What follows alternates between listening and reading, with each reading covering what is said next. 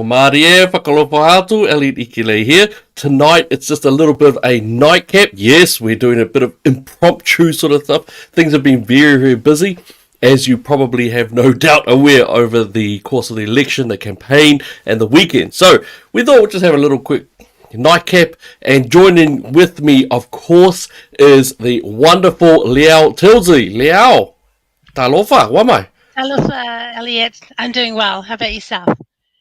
Yeah, good. Good. Pretty relaxed, actually. So, yeah, no, we had our first COVID ever. So I haven't had COVID before, so it was actually my first hit of COVID. So that was quite fun. Oh, I Yeah, bet. yeah. I know it sucked. I mean, it was a flu, and this is something that we've discussed Really? often. Is that it was a flu. It was a horrible flu, but it was a flu. So I had to hold my tongue a little bit with my bosses because part of me wanted to say, yeah, all your stuff about that's fine. It's fine. I take Did it you have to easy. I wasn't isolate gonna go or to. did you have to isolate Uh, or did you? well, I mean, I couldn't do work. Some of you out there may not know, but my work entails is very heavy duty with those people who are in the trades, the construction area. We I've got to be with them a lot, so I can't be spreading around any germs, COVID or otherwise. So I had to make the call to say, sorry, boss, can't go in there. You So must be yeah, very yeah. happy with someone who's had COVID. Oh yeah, yeah, yeah. I mean, it's a flu, and I've also got my bubble tea as well. Oh, So of it's course, all good. because that solves everything. Bubble tea. Mm-hmm. Mm-hmm. All right. So Liao, you're here with us, and Huiabai will be soon later on. I don't know. I don't think tonight, but later on. In fact, I believe I'll be going to see him and his crew tomorrow night. Actually, so that should be quite fun. Okay. But Liao, you're just coming out of the election. We all know what the rough results were. Your first take, yourself, your campaign, and maybe even the campaign overall. Yeah. Yeah. It's kind of hard to put into words. Really, there's so much that you want to do. Um, you see a lot of things, and as reporters, as people of faith, as people of who are fully awake, it's very hard to be able to sum up the disappointment I'm feeling right now, um, in regards to it. Sorry, it's still a little bit raw. It's good. It's good. Yeah, no, it's good. I mean, I think the fact is that you put in a pretty monster effort. You fought really well. Just for our teams out there, it was just really awesome to see you out there. Ginny's coming out there, brave to stand in that space. Absolutely, you were there. I wasn't there on this one out. I took myself out. I didn't engage. So well done, you. You know, it was a big fight. And It it was, was. I think, so. In terms of the smaller parties, I will put in what I think. Do you have a thought in terms of why Democracy NZ, or you know what, why the small parties, the freedom-based parties, why did they not do well, Liao? What do you think? I think it's been very grossly unfair. There's quite a few layers here, Elliot, that we really need to actually start to unpack. If you think about initially when each of the parties, the major parties, have over $1 million to advertise, then you're already in a place that you are so far behind in the way that you can get your name out there. You have a very biased media who want to almost bet that this is how it's going to be. And so, it's one thing to blame the minor parties for not coming together, because that's how people see and perceive it. But there are so many layers of corruption that I have seen in this campaign that is just almost unbearably unfair. Where if we were given the same opportunities as, say, Labor, had the majority of people come in and offer you and support you, and be around the country, have a bus that you can travel in. All of these things you think about, you could possibly get out to people and tell them who you are and what kind of policies you have. As it stood, it was grossly unfair. We could only get the interviews that we could. We were snobbed by people. We were snobbed by organizations that had an agenda. And I didn't see that last time. I've seen it for the first time. And to unpack it and actually speak to it is going to be something that will take a little while for us. Even as alternate media, we need to start addressing some of these issues. Yes, no, fair enough, fair enough. Yeah, well said, well said. And I acknowledge that that's definitely something which is there. Now, my belief, and this is my opinion, and it comes from just watching, stepping in that backspace as well. I think that the first mistake, you've said what you think in regards to the smaller parties. I think the failure to combine was a major part of it, because you had the various parties, and they all said roughly the same thing. They all said roughly the same thing, which was a combination of, hey, we're a people movement, not a political movement. Hey, we were here first. We're the more established ones. I've got this. I've got that.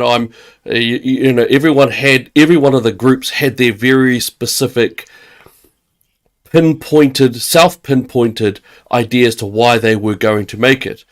And it seemed for a lot of us who were in the background that it just looked like it was a splitting, because that's exactly what did happen. It was a split and fractured vote, every one of the freedom-based parties. So I think what happened was that the freedom community ended up being pragmatic, as in you had some went to Democracy NZ, some went to Freedoms NZ, some went to the New Zealand, some went to New Zealand Loyal. So you had all these different parties. But I think the majority of the voting freedom community ended up going, you know what, all these guys, they're not going to make it, so I'm going to be pragmatic and put my vote into New Zealand first. A few would have gone international, but I think a majority of the pragmatic vote would have just gone straight to the guys who would have the other numbers, which would be Winston Peters. And of course, there is a problematic environment in that, of course, because Mr. Peters, his record is a little bit spotty when it comes to delivering what he promises. A little? But yeah, because he does actually get maybe about 30-ish% through. And then you had, and Ginny's actually brought one up, a really good point as well. So many just did not vote due to losing faith in the system. Ginny, I agree with you. I voted in the last 40 minutes. I voted at 20 past 6 p.m. I was like that the whole way through, and I'm a real strong believer in that you should be voting. I do believe that, but I understand the frustration, the disillusionment, that it seemed like the whole community, the whole freedom-based community had been crying out, to the point where Bob McCoskrie, who is a conservative guy, even he was putting out these strong indicators saying, merge, umbrella, something, because when you looked at the first polls that came out in those first months when the freedom-based parties came out, in actual fact, the polling would have indicated strongly that these Democracy NZ, Freedom NZ, and a couple of the others were going to get in. But you had so many splinters and fractures going on that the freedom community, I think, just went, you know what, we just can't. So we're just going to have to go with New Zealand first. And I think that that's what happened. Now the other parts, you're absolutely correct. And it's not just it's also every other little party, even down to your crazies like your cannabis liberation and things like that nature. MMP, it's taken me years to get to this point, but MMP doesn't work. It doesn't work, sadly. And I think when you look at it, even one of the main presenters of the political environment, Dr. Bryce Edwards, even he's had a look at this, and one of his areas was that the system is broken. And he put this out there. Advanced voter turnout figures. We just aren't. MMP doesn't work. The political system does not work. It's supposed to be representative, but what it becomes is a game and an industry around that game. So people are just throwing up money here if they can. There's nepotism at play. As you said, the mainstream media will only go with those who they want to go with. Winston Peters is there making a sparky noise, therefore they'll go that way. Politics shouldn't be like this, but in order for politics to operate, sadly, you've got to... Truth becomes secondary to the personality game, and I think that's very sad. Right. I was listening to ZB the other night, and the host on it is an award-winning host who said that, hey, our system's not too bad, and it's a lot better than the Electoral College of the US. And that's absolute nonsense. That is absolute bullcrap. The Electoral College in the US is far beyond the quality of the New Zealand MMP system. Far beyond. It is more complicated, for sure, but it is a much better system in there. So, you're right. The nepotism, frankly, the I would argue corrupt way in which they divvy up the monies and the amount of quality for that feeding as well is just nonsensical. But on top of that as well as Kiwis, New Zealanders as well, we are not. I'm very sad to say that many New Zealanders, and the lockdowns did show this, it was a good indicator of this, is that the New Zealanders will sort of just sit there with the status quo and they'll switch between blue and red.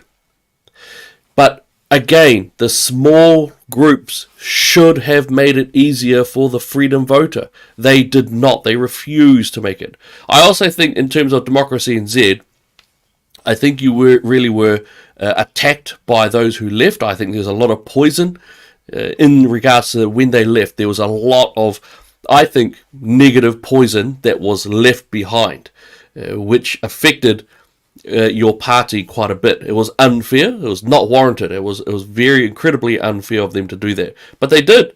And I think that was actually really wrong of them to do. I mean, politics should not be about stab, stab, stab if I don't get my way. It should be, yep, all right, God bless y'all. Don't want to have a bar of it, but God bless you guys. Do well, and I'm out. That's the way it should be. I mean, look, man, I can go on about NC. I can go on about some of the stuff that occurred in there, but there's no real point to it. Why would you do that? I didn't, but I think you put in a good fight. You battled hard. You battled really hard, and you deserve to have your head held high because you did. You put in a good fight, and who knows what doors that may open in the future as well. We're having a look here. New Zealand loyal, New Zealand first. Yes, Winston Peters is a consummate politician. Too many freedom parties. Yeah, you're absolutely right, Kathy. Okay, What are your thoughts there, Liao? Something. And Nathan has just said they told the truth Matt's alliance to National. Okay, it's been proven over and over again that it's not true. Why would they put a National person up next to him who won it in the end? What would be the point of that if Matt was supposed to be with National? We had more ex-NC people, New Conservative, there than we did National. Okay, so I'm just going to put that out there.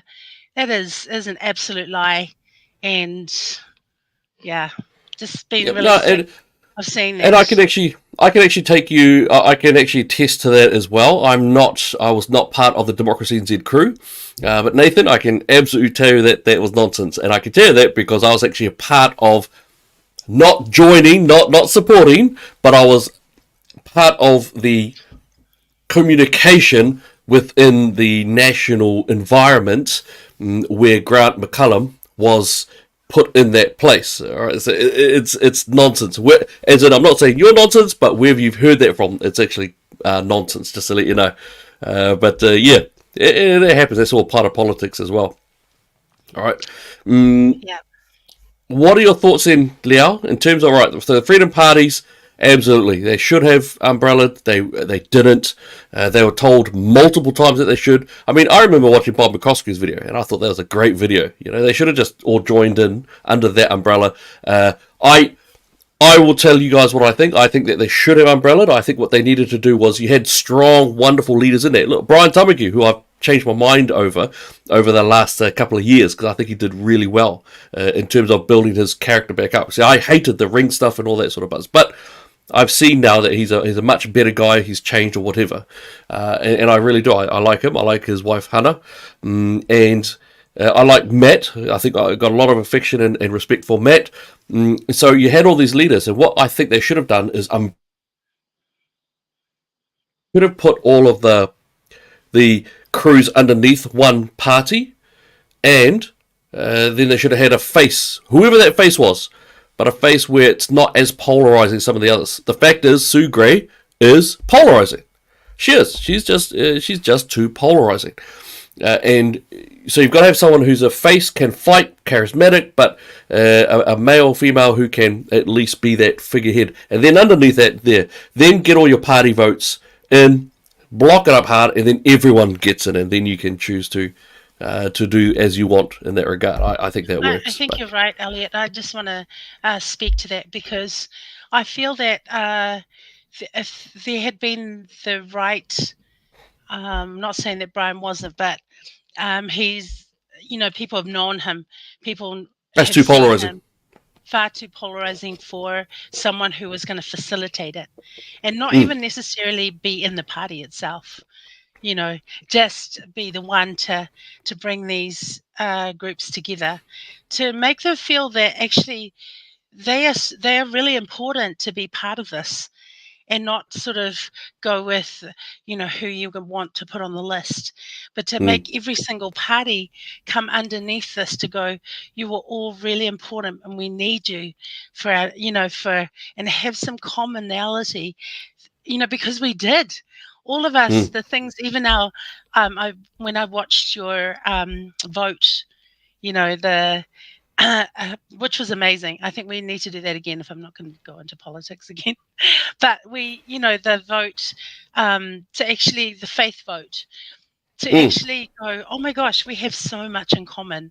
What can we use as a strength to bring, to facilitate this bus mm, as somebody, who was it? There was somebody that brought it up. We're all going in the same direction. We just mm. need to facilitate it in a way that everyone feels that they're honoured and are part of this grouping together. And it's going to take somebody really special to do that.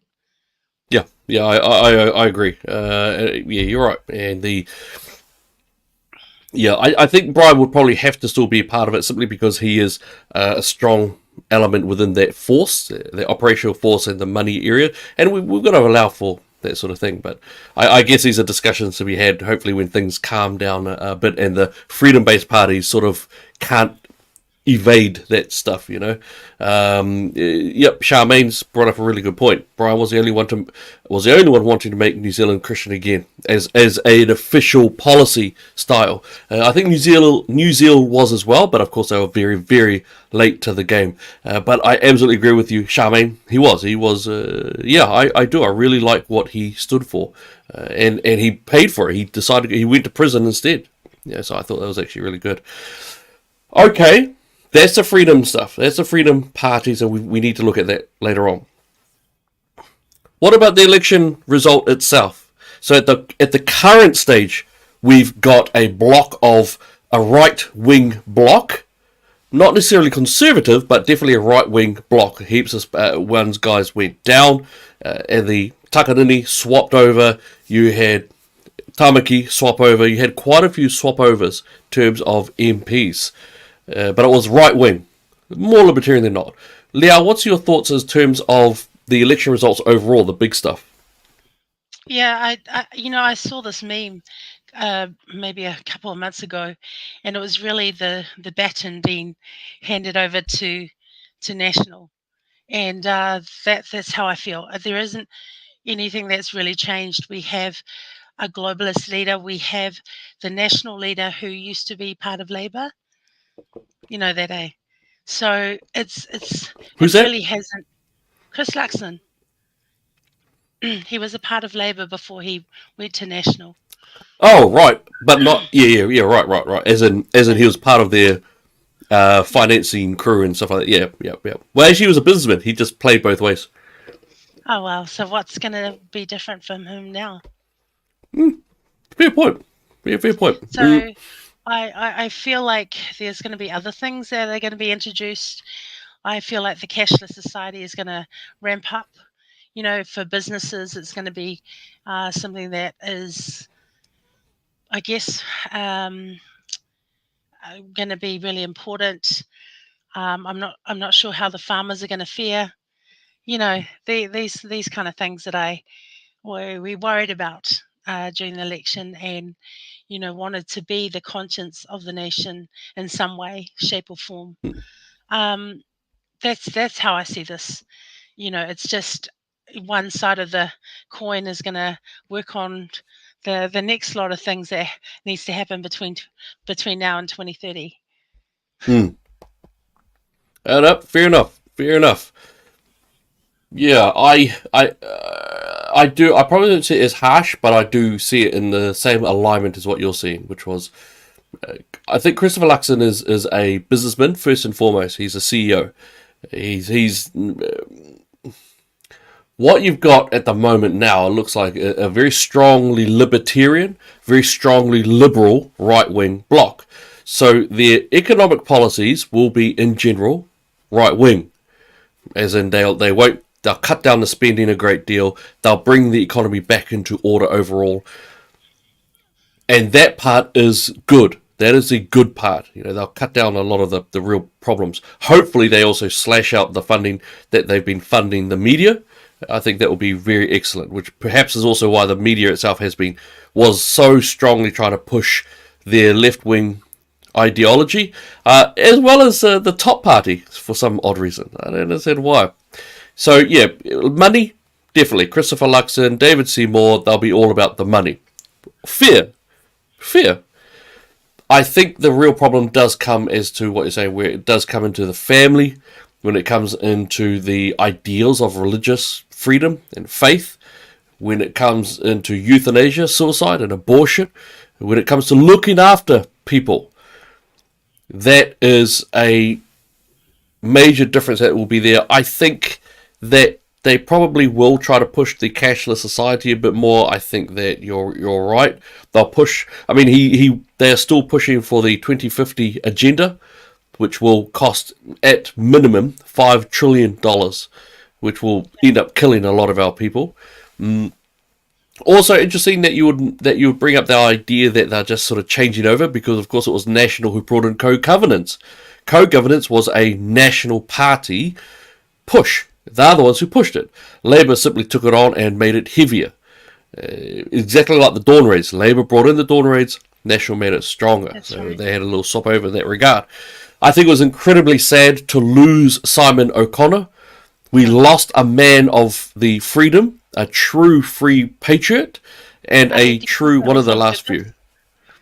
Would you really put somebody like the deputy of ACT up against someone who's established there unless he was the moral compass of National? Yeah, absolutely. You're absolutely right. And I could see that it could be a political move from the more liberal sectors of National, really shoving it down there. You're absolutely right. I totally agree with that. It's just very sad that we've lost one of our last remaining Conservatives. You've still got some good ones in there, Simeon Brown, Agnes Lohini, but in terms of the broad-shouldered patriots, out and proud, the Simon O'Connor was pretty much one of the last ones left standing. Now they've got to sneak around, try to play the game, be guerrilla in their conservatism. But you know what? It's also the New Zealanders. New Zealanders themselves have, they voted for it. And I think the real, something that we've discussed before, I think there's been an embarrassing drop in terms of the church. I think the Church of New Zealand has a great deal to answer for. So I think that New Zealanders, and especially those who claim themselves to be Christian, really have to have a strong look at themselves for that. So I think we are living in that time of Laodicea, and it's in there. So overall, cautiously optimistic, at least for the short term. Yes, I think that Mr. Luxon will not fix anything that is a conservative nature, and he will possibly bring in other bad things coming into play. But as long as the freedom vote remains a fractured vote, split up, running amok, tails all between the legs, all in the little spots and corners, nothing will change. And hopefully, perhaps we can actually have discussions. Maybe what we can do is try to facilitate at least those discussions, to have a hardcore, head-knocking chat about this stuff, because otherwise, same old, same old. It'll just carry on that way. Absolutely. I think too that everybody had their heart into this. They wanted, we felt. Well, I felt we had been coming to the last of our. If we don't change this, then nothing's going to change. But I think we need to feel a little bit more than we have in order for us to change. I just feel like we've been sitting on the fence. We can still afford food, only just. We can still afford petrol. These are the kind of things we're like, oh yeah, and then we'll just wander in and vote. But when change really starts to take place, and we are caged in, and we start to feel it, I think the change is going to come in a huge way. And it has to be like that, because that's in our nature. If we don't have to change, then we won't change. We'll just carry on with life, because she'll be right, mate. That's all I've ever heard my whole life growing up here in New Zealand. She'll be right, and we're not right. We still have this most brutal abortion law. We have euthanasia, that we still don't know what the long-term effects are that are happening right now. We don't know these long-term effects of what these laws have placed into our lives. We're still trying to battle these small battles, but they're huge, and we're losing people every day to it. And don't forget, David Seymour has made it very clear that he wants to expand on the legal euthanasia, the assisted suicide bill. He wants to expand upon it. Overseas, I believe that they've already started what they call mature minors. So now 13-year-olds can choose suicide, and it's taxpayer funded. So it's quite extraordinary. He is becoming the politician of death. Yeah. And I think even in the South, that could be something which can be brought up. Nathan's brought up a really beautiful quote here, I think, which is, I think it's really good. Leo, my apologies. I'll be reflecting on that again. Apologies. You looked hard. You obviously gave your heart and soul. It's written on your face. Thank you for giving your all. I think it's a wonderful. Yep. Well said. Well said, Nathan. Excellent. Aaron puts out here, question, does Christopher Luxon know what a woman is? So he has been asked this question. Has he? I must say that his wife has got more muscular arms than he does, so that was what was brought up over the last couple of days. Oh, I see. Now, my understanding is, I don't know for sure, but my understanding is that he gave the proper answer, which was human adult female, or something of the kind anyway, the proper chromosomal placement. Now, that's interesting too, because education-wise, Erica Sanford, one of them. Erica Sanford, the education, or who will be the education minister, has not said anything about stopping that really sexualized education now going onto our children. That was quite fascinating. So, when you're looking at the UN agenda items that New Zealand has been strongly a part of, the gender ideology that comes from the UN as well is still there, and it hasn't been discussed. And they keep trying to make it silly, as in, we're not talking about bathrooms, ha ha ha. not looking at the highly sexualized material being Yeah. given out and poured upon children. And the fact that overseas already you've got 15-year-olds, 16-year-olds cutting off healthy breasts, cutting off penises, cutting off their vaginas, having fake penises and fake vaginas, that Yeah. it's brutalizing lives and sterilizing them. It's the ending of their family line. And that's something which we need to make very loud and clear to the politicians that, hey, leave our children alone, right? I And I think think we do. So, I think you're right, Ali. I think this is going to be very important for especially the alternate media to really help support people to stand up wherever they are, to be able to interview people, to give them a platform to speak out, because we found more, just I've seen it over the election, just the bias of media and how terrible they actually are around misinformation, their misinformation, which you know the majority of people are just going with. We look at our children, and not only are they doing all of those things, but they've lost their identity. Who are they? And this is what we need to bring back into schools. If it's something that we need to start looking at, why don't we have alternate programs to help? Why doesn't not just the church, but communities can step up and say, we want to start running these programs around identity, who they mm, are. If you're giving them an option to be something else, can we give them an option to be who they are? You know what I mean? mm, There are always going to be alternatives, but we don't mm, do it because we jump on the side of people not, of what they're doing. But what can we do? We can make a difference. We can. mm. Yep, you're absolutely right. Yeah, you're absolutely right. And we can push those things as well. Uh, Kathy's brought up something which is very interesting here. She said co-governance will disappear. Luxon already said this. So it's a sort of. So Kathy, what they said was that they were going to stop elements of co-governance. And in that, more than likely, they will get rid of the Three Waters bill or the law, the policy. And I don't know what they're going to do about the house system, but they've got to wipe it out. Hopefully they do. However, in order to get rid of co-governance in its entirety, that also means that you'd have to do things like disestablish the Waitangi Tribunal. You'd have to also erase the Tupuna Maunga Authority, which I agree with. I think that they are an awfully racist organisation, and I've been there. I've witnessed it with my own eyes. So I don't think they're going to remove co-governance, but they are going to stop the Labour form of co-governance. That's my understanding of what they're going to be doing. So, yeah.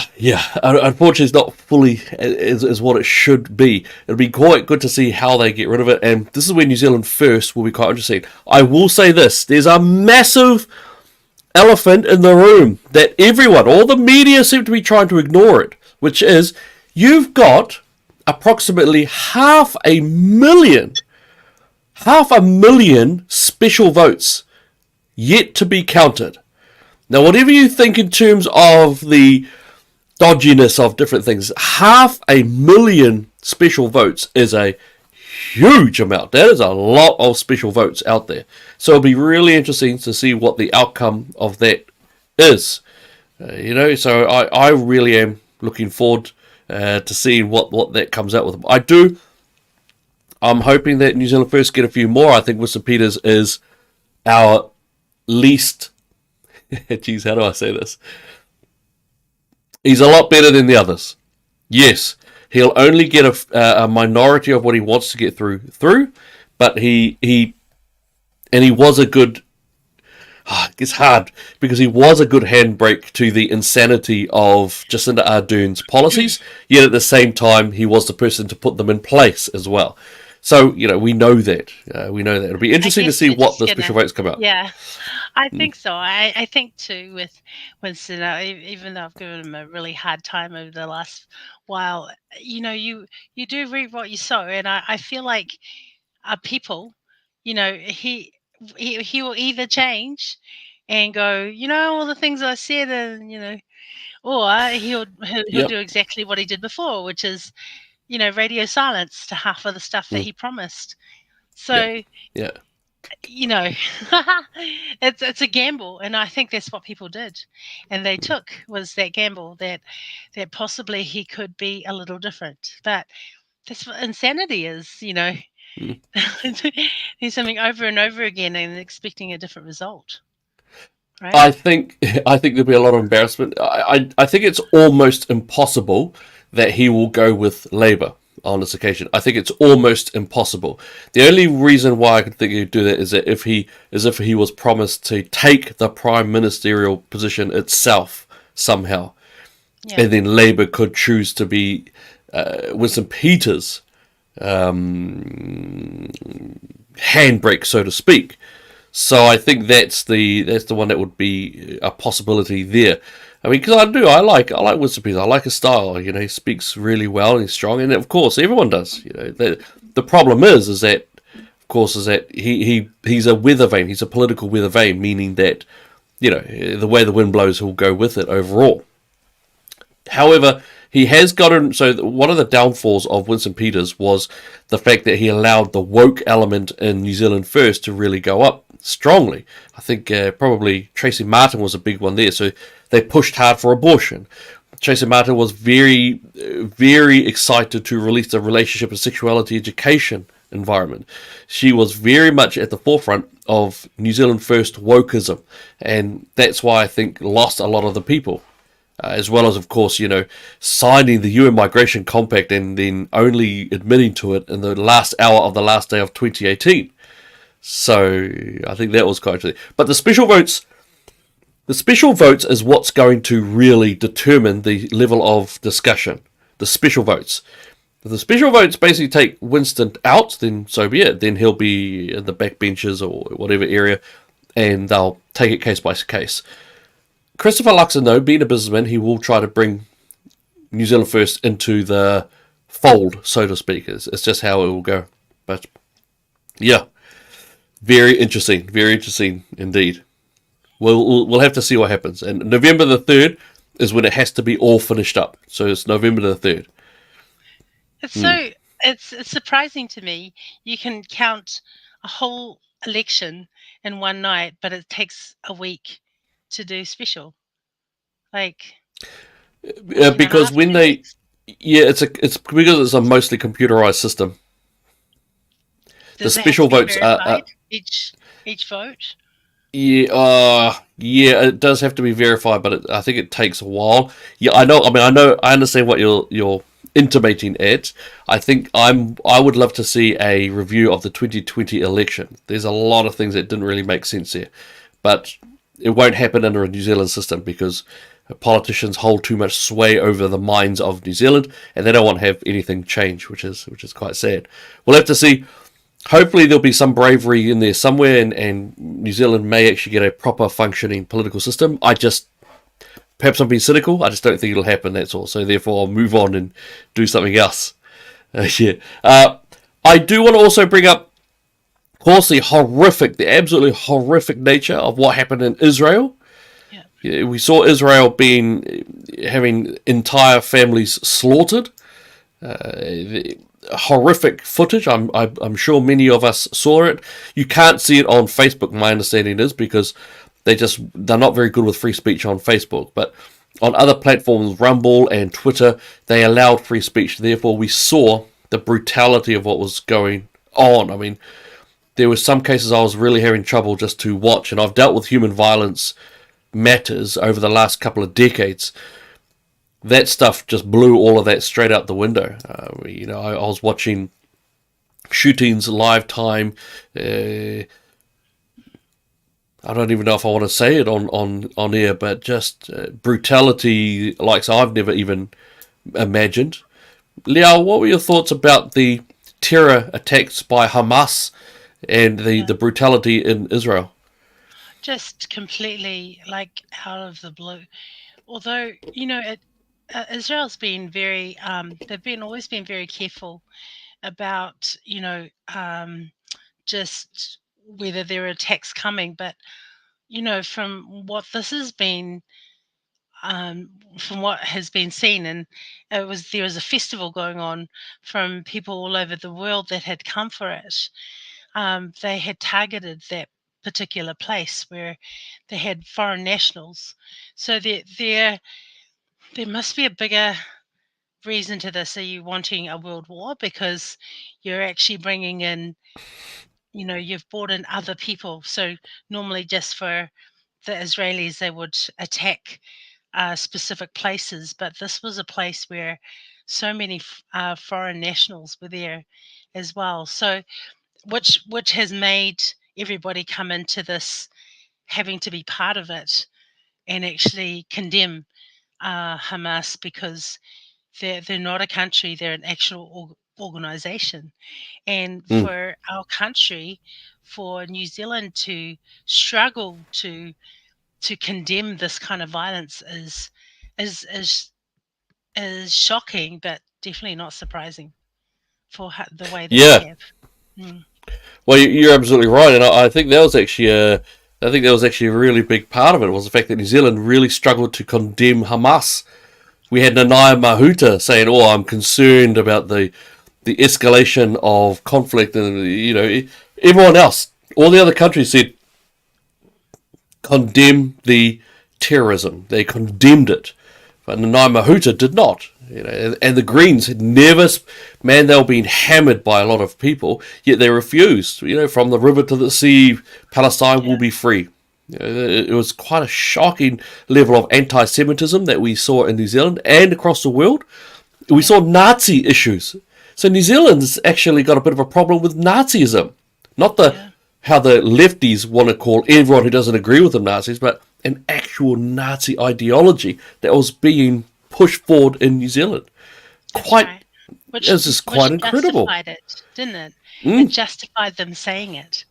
If yeah, they can label something, then just uh, you know, it's horrific that New Zealand. How weak have we become that we can't even condemn children, babies, you know, yep, innocent people being slaughtered that way. yeah. You're absolutely right. I mean I think about John Minto. John Minto, of course, is he's the guy who he wrote. I think it was the day after the whole families were slaughtered. I watched people recording as they went up to the cars to check on the people. Bullet holes in young ladies and old people face down in the ground, bullet holes in their heads, and just left lying there like dogs. I watched children. I watched children being attacked on the streets, ripped and kidnapped and taken to Gaza and just smacked with feet while other kids. These children were in great fear. And the horrible truth of it is that they're probably gone. The babies that were held by Hamas terrorists, being held up to the camera and just yelling out different words, but they always combine with the Allahu Akbar phrase. These are babies. I'm talking about babies. They were holding them up, Boogie and all that. The old woman who were paraded in front of the cameras. And these are ones. This footage that I've watched. The one that you talked about, the music festival. I watched as some piece of crap was actually raping a woman, broad daylight, with other people dead.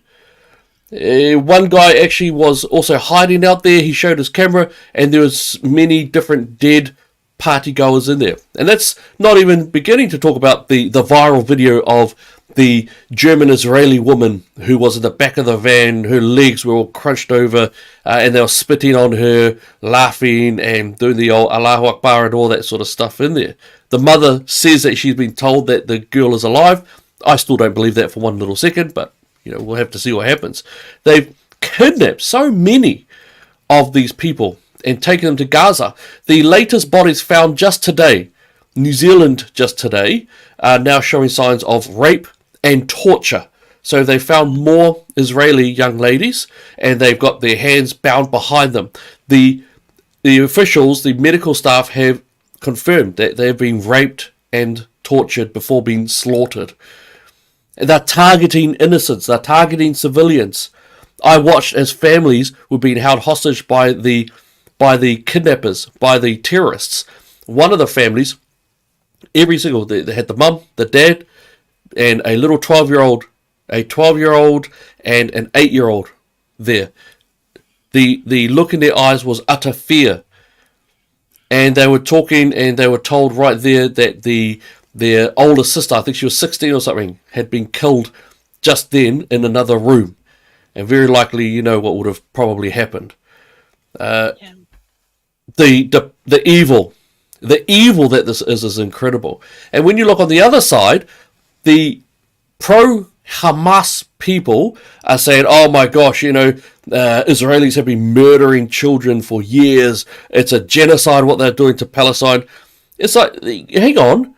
They litter the area with warnings that they're about to bomb a certain building because Hamas have used it and they're trying to use human shields there. Israel will fly past, drop a whole bunch of leaflets saying, get out. They still did that in this as well. They gave those warnings. All right, so, and now the latest, of course, is that, and it's happening right now as we are speaking on this show, the ground force is going in. So they're doing their best to find their people. I mean, this is a tragedy. They slaughtered innocents. They didn't target, they had a couple of military targets, but they mostly targeted the innocents. And that's what's so evil, and that's what makes it terrorism. Yeah, 100%. It's hard to comprehend that. Hard to comprehend because we're just going through, I guess, the motions of an election, but to actually, yeah, there's no words for it. No words. Yeah, no, you're right. It was quite shocking. This came from the Holocaust system. The photo that you see there, by the way, that's a really interesting photo. So these people here, these are New Zealand politicians, mostly the Greens. There's some Labour there, I can see. Some Labour is there as well. Anahita, whatever her name is. And this was on the day of the Kefa, I think it was. That's the scarf that is worn around their neck. And it is a solidarity with Palestine or Hamas. I don't think there is a difference. There's no difference. Hamas control Palestine. So there's no point trying to say that, we support Palestine, not Hamas. If you support Palestine, you're actually supporting Hamas. Because Hamas is the one who uses the millions of dollars that they get for their... They get millions of dollars, and instead of using it for infrastructure, water, food, the idea of bringing up their people, instead they utilize it for terrorism purposes. All right. Annie, what were the views of John Minto? Yeah, absolutely fair. Let me see if I can... I want to see if I can find that for you. But John Minto, of course, he's an activist around the Palestine. I think he calls it like apartheid or something like that, which is quite interesting. I'm going to bring up for you the document that he wrote, because I think it is important to have a look at what these people actually post out there. So I think it is going to be quite important. Do you know who John Minto is, Leo? No, I don't. Sorry, I've been immersed in election stuff. I haven't Right. really looked into it. No, that's absolutely fine. I think I don't know how this is going to play out, because this is not going to be a short-term war. Actually, this is going to be quite a longer sort of war. Did you hear about what happened in terms of the Auckland Museum last night or the night before? Putting lights of Israel and then apologizing for it. Yes. Yeah, that's right. So, I thought it was just utterly incredible that they decided to solidarity with Israel for the terrorism attacks, the attacks on their families and children. I think it was just shocking. Just shocking to see how they were. Yeah, just sort of disgusting. I really did. I really did. I'm not sure. Who do you think is going to come out of this in the end anyway? Well, hopefully Jesus will come back before then. Hopefully, but possibly not. You know, we again, there's a lot of girls, a lot of girls, a lot of young ladies who are over in Gaza right now, Yeah. and I think that's what it is. Is that already you're seeing more dead Israeli family members coming out showing signs of rape and torture, and I just. Yeah, I don't know. I don't know what we're going to do. I don't know what's going to happen here, but it's going to be brutal. And the Israelis are. I watched, and I don't like this, but I did watch I watched Israelis spitting, or not spitting? Yeah, spitting and kicking a dead Palestinian soldier, a Hamas soldier as well. And on one stage, I get it. I understand. They just slaughtered your whole families. On the other stage, they are soldiers. Yeah, Yeah. I can't really talk. It's not like I can sit here and go, ha ha ha. It's not like I can sit there and go, be professional. You're there to do a job, because they're actually trying to kill. They're trying to wipe out the entire Israel population. So I think that's the problem there. Actually, Kathy just said Minto was around in the All Blacks South Africa apartheid. So was one of my uncles, Scott Crichton. He was a rugby player for the All Blacks during that apartheid. So yeah, Right. that's Oh, interesting. okay. Ah, very interesting. Yeah, very interesting. My mother actually marched in the Springbok Of course protests. he did. Why Yeah. wouldn't she? Yeah. She was very strong about that. But I tell you what, she absolutely hated the.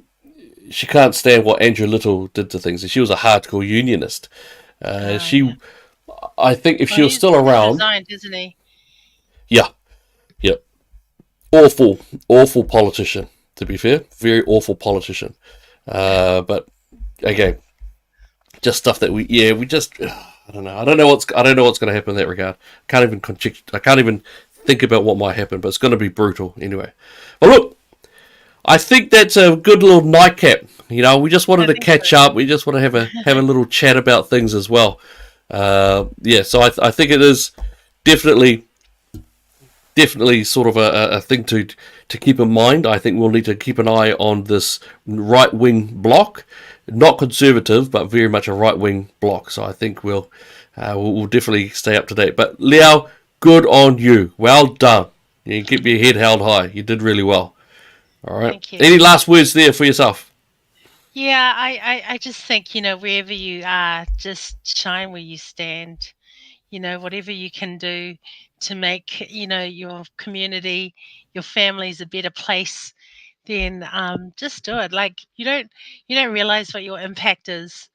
If you don't do it, then no one's going to know that you even stood up to anything. So I just encourage people to actually make a stand for something that you completely believe in. You know that is wrong, that is around you, and just be brave and just yeah. I just think we all need to have that kind of courage.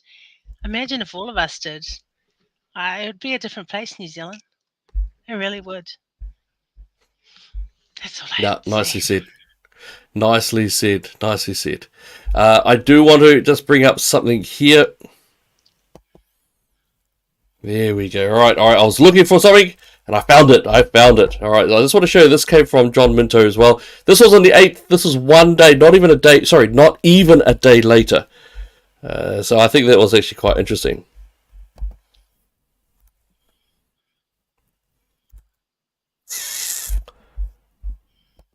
There we go.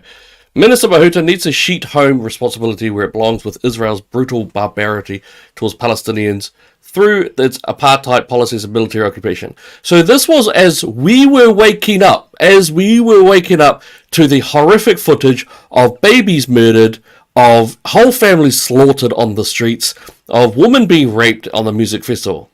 Right in the midst of that, as New Zealand was waking up to it, Joel Minto puts us out. And it's utterly disgusting. Just disgusting. Because this isn't after effect where Israel's then bombed back and tried to get people back and all of that. No. This was when it was just in that midst of happening. You know, and that's what it was. It was like, no. It's not Hamas terrorists' fault. It's the Israelis' fault that their own people are being slaughtered, raped, murdered, children killed, women captured and taken back to Gaza as pieces of meat. This is John Minto. And I'm just disgusted by that sort of thing. Okay. Yeah. At least we know who he is now. Yeah, Alright. that's right. Yep, that's right. Wow. But look, Anyway. remember, it's good to keep these things in mind. Good to keep them remembered. All right. So thank you everyone for jumping in there. Really cool to see you guys all there. Aaron. All right, we've got Aaron's in there. Kathy, Charmaine. All right, we've got Annie in there. Look, good to have you guys with us. We love it. Thank you so much. I'm just going to finish us off on a prayer, and that'll be us for the night, eh? So, dear Lord, thank you so much for being with us. Thank you so much for Liao and Fuiavai and all of those freedom people who push it hard. Thank you for Simon O'Connor. Thank you so much for the hope that they have brought and the strength that they have made, the sacrifices and the bravery that they've engaged in all. So, Lord, we thank you for each and every day you've given us. We thank you for the fight that you've put in front of us to make sure that life is going to be made better for our people. We love you, we thank you, and we can't wait to see you each other again. In Jesus' name, amen. Amen. All right. Amen, people. We'll see you later. Fast and forth. See ya.